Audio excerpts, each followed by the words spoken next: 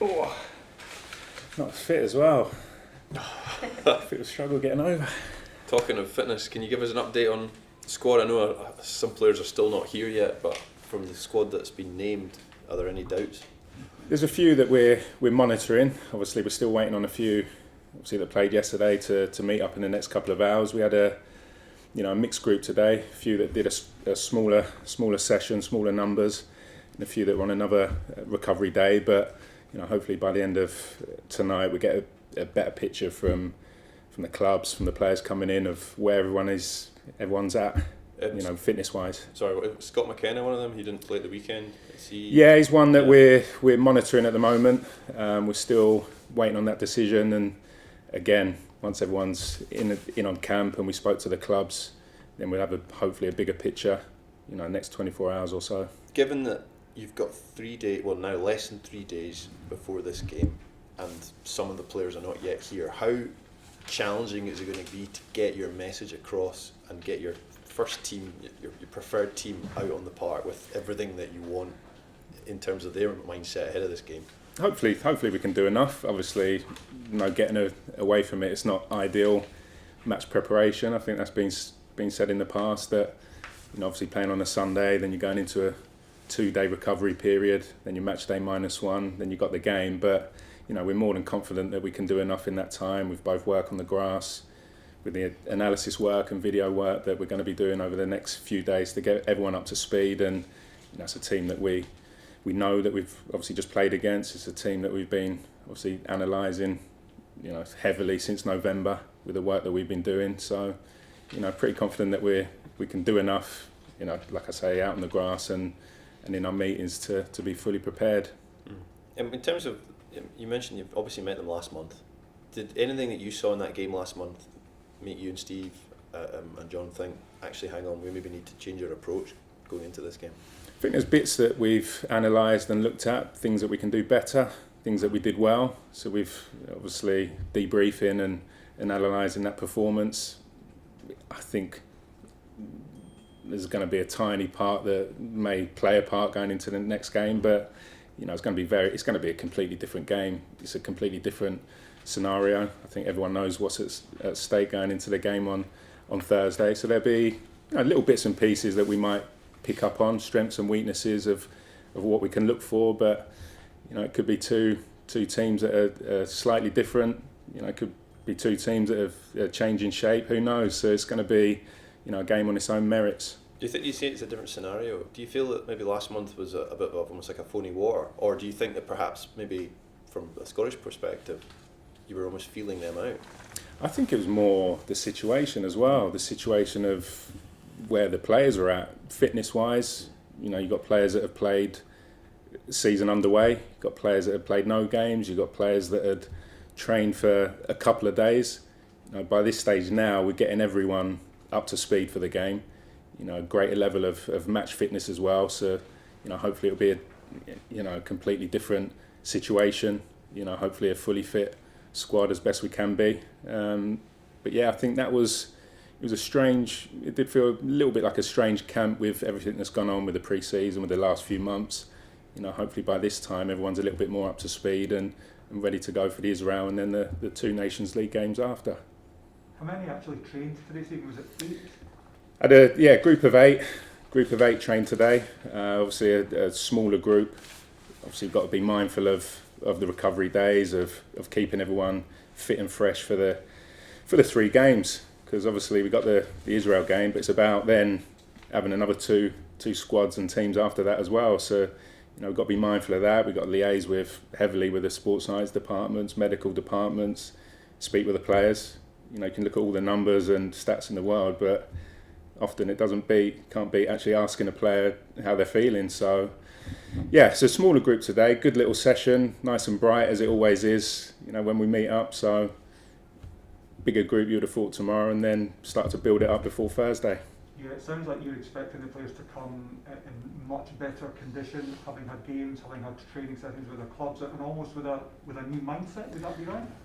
I think their mindset's always good.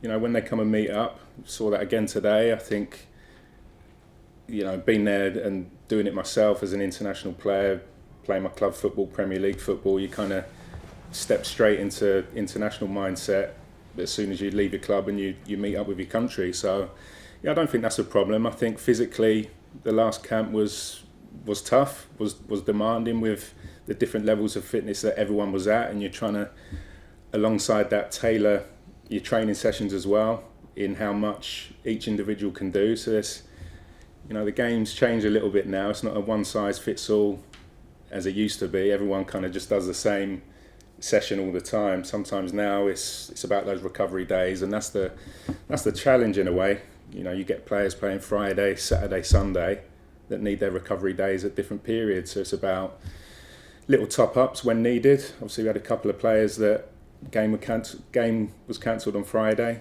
so they done a little bit more today. So it's just managing all the different individual needs of the players. We had Kenny McLean in just a few minutes ago, and he was saying that personally he thinks he's got a lot more to give, and he senses that the squad as a whole has a lot more to give as well. Is that your sense, that there's a lot more to come from the Scotland? I think so. I think the pleasing thing is the habit that we've got at the minute of getting results as well.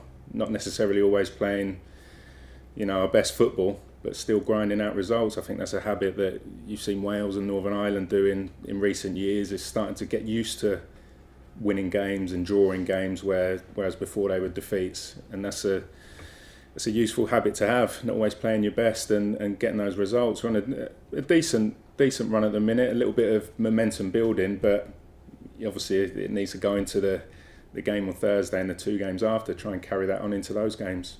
Neil Lennon said he's a bit concerned about all these players who are going on international duty.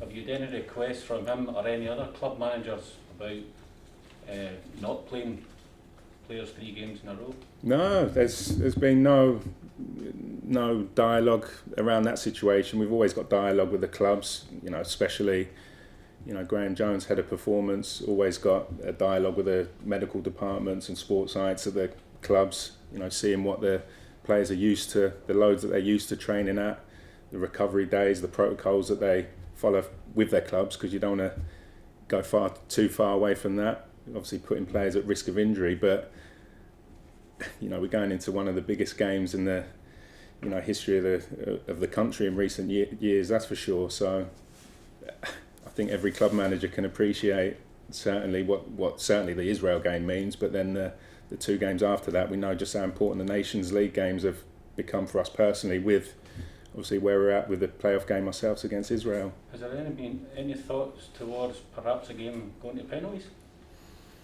Possibly, yeah. Possibly. It's a possibility that could happen, and I think we've got to prepare as such. I think we've got to do our what we need to do in case that is a scenario, but possibly. Competition after training or something like that? We'd be well prepared for all scenarios, that's for sure. Stephen, there's a lot of discussion about the 3 at the back that was used last month. Has that been a big part of what you've been looking at in preparing for this game? It certainly is. Obviously our debriefs and the analysis work from those 2 games, looking at what we can do better, which we can do a lot better, things that work well, things that can hurt our opponents. But again, we'll be working on different scenarios, different situations. Israel themselves have got a pretty steady way of playing. It's not changed too much in recent times. So, but you never know. If they have 1 or 2 injuries themselves or different situations, they might be forced into making a change. So, yeah, the analyst work has been done, and the analysing of formations and the debriefs and all of that. So, yeah, we'd be fully prepared and again looking at all different situations and scenarios. But there's really no margin for error this time, is there? Definitely not. Can't beat around the bush. It's a huge game. It's everything to play for. It's a game that, for some, you just never know when the opportunity is going to appear again to go to a major tournament. I was lucky enough to do it as a player myself once. I thought I was going to do it every 2 years after that, but it never happened again, and it's still the highlight of my career. And it could be the same for the players. The opportunity after such a long time to really give the country something to be proud of, something to support, especially hopefully by that stage, looking beyond it. If we're in a place where things have changed slightly, it could be amazing. Do you think that the back 3 worked? mean, Steve was very positive about it, but there was a lot of scrutiny of it and the suggestion that it was square pegs into round holes. Do you think it worked? So I can't get away from it being a draw and a win as well. I think there's stuff definitely that we can work on. It's obviously 2 games. You know, there's more training sessions to come, more things to work on, whether it's as a back 3 or a back 4. But I don't think we can say it didn't work. We got a couple of results. We've now 5 games unbeaten with a nice bit of momentum going into these 3 games. But absolutely, there's stuff that we can, bits and pieces that we can pull apart from the game and do better. That's for sure. But that's why we're here. That's why we're going to do the analysis work. That's what the training pitch is there for as well, to work on little bits and pieces that we weren't as happy with. We've been bemoaning the lack of quality centre halves in Scotland for a number of years, and you look at the games that took place yesterday in the Premier League, and the English champions had 7 knocked past them. Manchester United conceded 6. Do you think that there's a problem with the art of defending at the moment, generally? I think obviously the game's changed. My last few, only going back, I retired 5 years ago, and I was to put it nicely, probably a stay-at-home right back. Whether I'd play now in the modern game in the Premier League football, it's very unlikely, because I didn't venture too far away from my right side centre back. I was always there. But now a lot of the time you're seeing you've got more athletic, quicker players that like to get forward. I think the game's changed, the formations have changed, the style of play is becoming a little bit more riskier with the playing out from the back.